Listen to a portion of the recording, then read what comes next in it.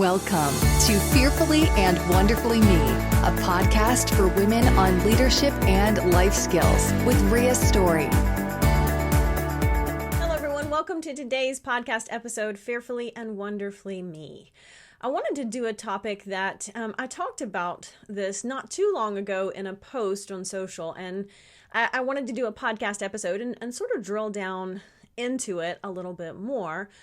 Because I think that, number one, it's an important topic, and I do talk about it a lot, but I think in some ways, many of us don't realize how we hold ourselves back when it comes to our potential. See, belief drives behavior, but behavior influences belief. Now, what do I mean by that? Number one, belief drives behavior. If you don't believe something, you won't make the choices and take the actions that will make it become a reality. You've all heard the cliche, if you believe it, you can achieve it. Now that might not be true for quite everything, right? I've said that before, but if you don't believe something is possible, you won't become the person who can make it be possible. You won't align your actions and thoughts and choices into the behaviors and steps necessary to make that potential reality. So belief drives behavior, and behavior influences belief, right? Because a lot of times, maybe we're not fully bought in or fully believing that what we want in life is possible, or probably more often, we don't believe the power that our words, thoughts, choices, actions, and habits have when it comes to creating that reality. In fact, I think most of us would tend to minimize the importance of every single thing that we do when it comes to accomplishing our goals or dreams and creating that desired future state to begin with. Because here's the thing, you aren't waiting on someone, anyone, or anything else but yourself to show up and change your life. I've read a lot of very powerful books, a lot of great principles, but those books didn't change my life. I had to do that, right? Just reading the book or listening to a podcast or watching a great personal growth video isn't enough to transform your life. And we all want something better out of life. We all have a vision of life can be better personally or professionally. And that's great. That's a beautiful thing. That's a normal, healthy human thing. And having that concept of what better looks like inside us means that it is possible, or we wouldn't be believing it to begin with. The questions that we have to ask ourselves, number one, how bad do we want it? And number two, what are we willing to do to get it, right? Are we willing to put the work in? Everyone wants something better in life, at home or at work or in their career. They want to make more money or live in a different place. Everyone wants something better, but not everybody is willing to make the changes and put the work in to do it. So it's not that you're sitting around waiting on anyone or anything else to show up and change your life for you. You are already equipped with the resources to get started, to finding the tools and developing yourself to change your life. Because it's not about something else that changed your life. It's what you did with it. I've heard people say, oh, I read such and such a book, it changed my life. No, it's not the book, and it's not really the principle. It's what you did with the principle, or what you did with what you learned, right? That's what has the transformative power. And a lot of times we don't realize that when it comes to accomplishing whatever it is we want to accomplish, we have to take a step back and say, okay, when it comes to accomplishing this goal or creating this reality or making this dream a reality, everything can matter, right? The little things become the big things when you compound them with time. So ultimately what I'm saying here is it comes down to making the choices and habits, and that starts with the thoughts and the emotions inside our head that helps us drive those behaviors that can create the reality that we want. And a lot of times we underestimate the power and the impact of choices in the moment.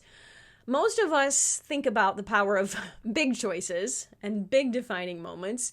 Most of us vastly underestimate the impact of small changes, small choices compound over time.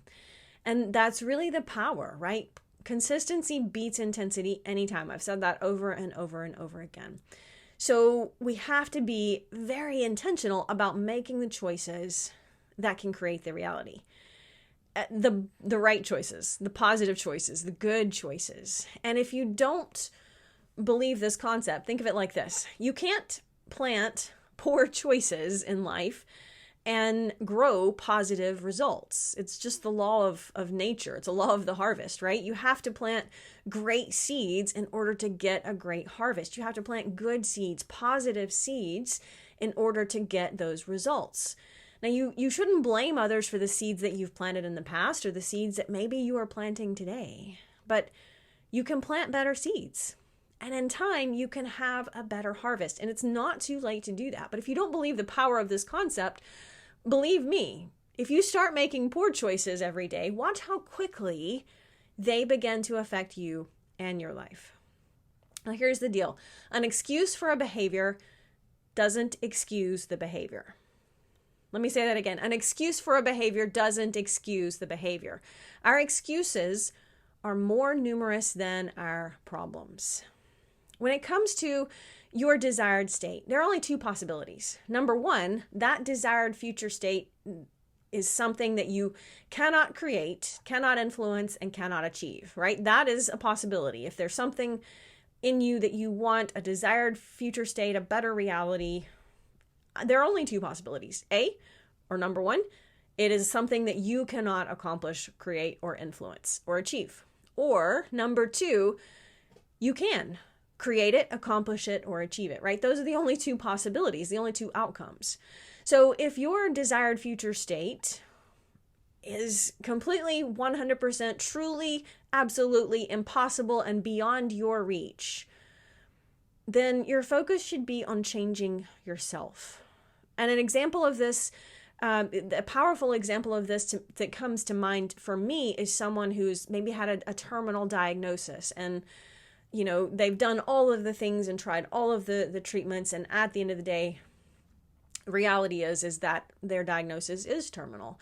And that's an example of something that you have done when you've done all you can and exhausted all the possibilities, then you've done all you can, right? And in that situation, your focus has to be on changing yourself.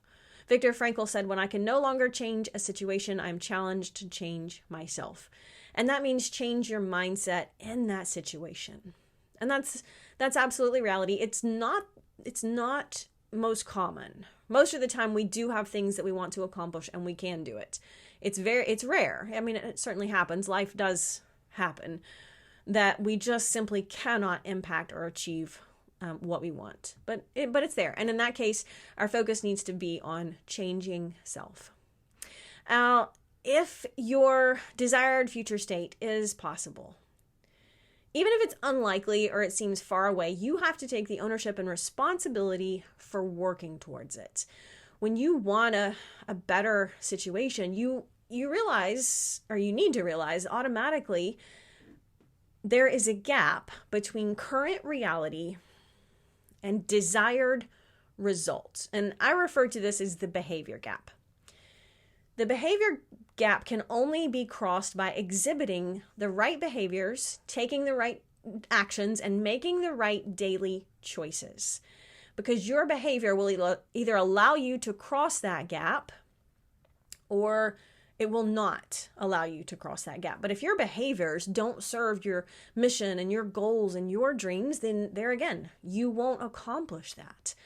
And achieving that desired result starts with taking ownership and responsibility for what you did or didn't do or don't want to do. Are you taking ownership and responsibility and increasing your chances of success? And that's what it comes down to. There's no excuse for making excuses as to why we cannot do something. And so much of the time we excuse our way out of our dreams. And let me just tell you, your excuses don't serve your dreams. An excuse for the behavior doesn't excuse the behavior. And excuses won't take you anywhere you want to go in life. Talk to you next time.